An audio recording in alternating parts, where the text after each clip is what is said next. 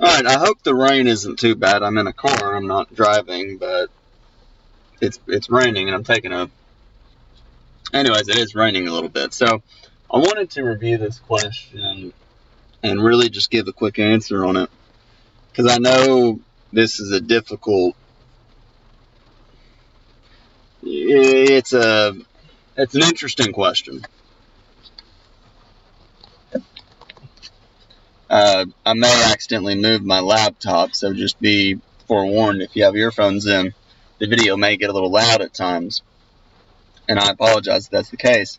So, someone on the Brooks Price Action website posted under one of the forums, and the forum post was, "Are the beginner rules made for them to lose?" And I kind of knew what this person was going to say, and I'll give everyone a few. Go ahead and just pause the video and read the question real quick. But really, the question has to do with, in Al's course, he often says beginners should only enter on stop orders and stop entries and possibly breakouts. And while that's true, there's a difficulty with that, especially in Forex, because most Forex markets are sideways in trading ranges. So it's a tricky situation. For me, I found that, well, let's just read his question first. Yeah, so he talks somewhere over here. He mentions how he's been working hard for a long time. However, the only time when he was trading Forex, I'm assuming Forex because he talks about pips. Yeah, talks about some pips. He says he'd find consistency when he operated with market orders and limit orders, I'm assuming. So let's look at his chart that he posted as an example. So, and I'll kind of discuss my thoughts on this in just a minute. So here he talks about a spike up, so a breakout, yes. However, if you're buying this breakout, your stop's down here. And you may have a deep pullback. We don't know what's to the left over here. So he says, okay, spike up, wait for an A2. I'm assuming A2 means a second entry or a high 2. Here we go. So first possible entry is here. Well, yeah, that is the first possible entry. And then better signal bar, second entry. And he says, now I see clearly the tight trading range, so no high 2 anymore. Beginners out. 2 strikes rule. Do not operate anymore. Do not operate today anymore. So I see what he's saying.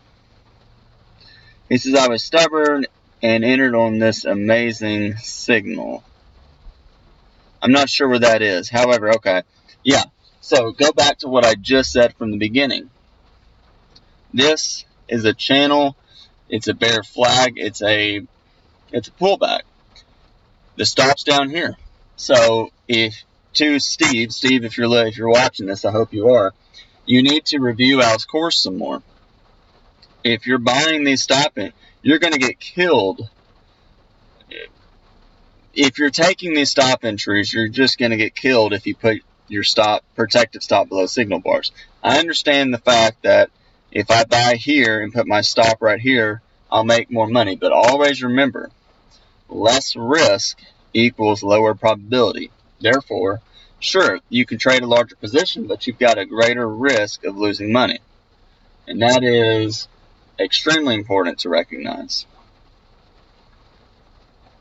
So the reality is this: if you're buying here, your stop's down here.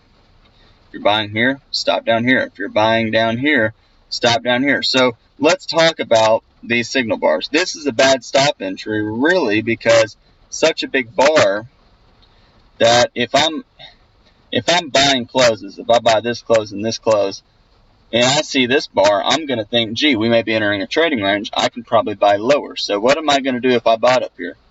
If I'm smart, I'm going to look to sell up here and sell out of longs because we may not go much above this. So bulls buy, they get out over here, and we're going sideways. The reality is this.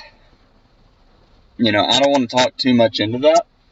You need to use the right stop. If you're buying anywhere, your stop's further away. It's down here. Now, if a scalper is going to do better in this situation, because what are they doing? They're going to buy bear bars, scalp out for 10 pips. Another bear close, it looks like right here, scalp out. They're going to buy it, scalp out for 10 pips. There's a reason. Think about the logic. Why did this bar close on its high and immediately reverse down? That's because traders, why did this bar closing near its low immediately reverse up? Because traders are buying this bear close and selling this bull close up here. They're buying down here, scaling in lower. So let's go over here. Okay, we have another bull breakout. Yes, we do, but we don't know what's to the left. And again, stop down here. So you can wait for a second entry. Pull back. I believe these are 5-minute charts, and I want to discuss that with you in a minute. Pull back, but lots of bear bars. You have a big up, big down, probably going to go sideways. So sure, you can buy here, but again, buy the closed bulls will be disappointed. They probably bought more lower, regardless of whether they bought more lower. They're going to get out up here at break even. Excuse me one moment, please. So, yeah, you can say, okay, here's a high. You can argue that it changed to I was in short, but still a second entry variant. I'm not sure where this applies. Either way, if you buy here, stop down here. You buy here, stop down here. But the reality is if you're buying here, you're buying in a very tight trading range, probably more sideways. Here, this is a better buy. The reason for that is because we tried to break out to the below bars and then we reversed up. So I'm going to assume for a minute that you bought one of these bars, and I'm going to use you as an example. If you bought here, price went up, price stopped you out down here. So this bar trapped you out of the trade. So bulls are trapped out. Bears are trapped in. That means traders are going to buy any small pullback and aggressively get in. So if you bought here and got stopped out, price went a little below and raced up. That is forcing you to have to get in the market. You're going to have to buy higher. So, I don't know where you exactly entered. I'm guessing you entered here and you got out here. You can say another. That's all it matters. So, Steve, to answer your question, your issue first and foremost is stop placement. You are putting your stops. Your stops are they're too tight, my friend.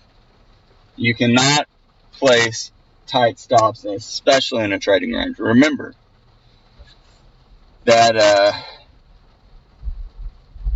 you talked about over here. I know that leaving a stop loss, and I know what you mean, protective stop further away, the lots get smaller and it decreases the size again of the gain, but so yeah, here's the deal. You kind of answered it right here in this point. You either will use a wider stop, or you're going to continue to get stopped out with tight stops and continue to lose money doing that. So your issue is not necessarily that stop entries don't work. They work. However, this is a trading range. Traders are buying bear closes. They're buying new lows and scalping out. Buying new lows, scalping out. Just look, put yourself in their shoes. Put yourself in the shoes of a trader who is scaling in and scalping. What would you do? Traders buy this low, make money. They sell up here, make money. They buy down here, make money. The reason price is going up, down, down, up, down, up, down, up is because that's exactly what's happening. So I would invite you to, if you don't have Al's course, take a look at it. Al talks a lot about that in the course. So that's all I've really got for this.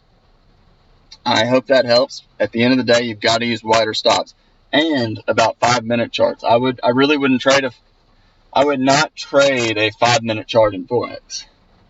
I like 15-minute charts, an hour chart, and 60-minute charts. The problem with 5-minute charts are these bars are not 10 pips, and 10 pips is really the minimum scalp size.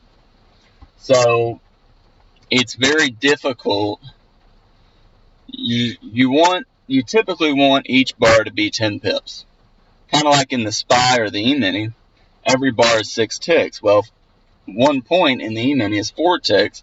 Therefore, the average bar is 1.5 times, at least 1.5 times the size of a minimum scalp.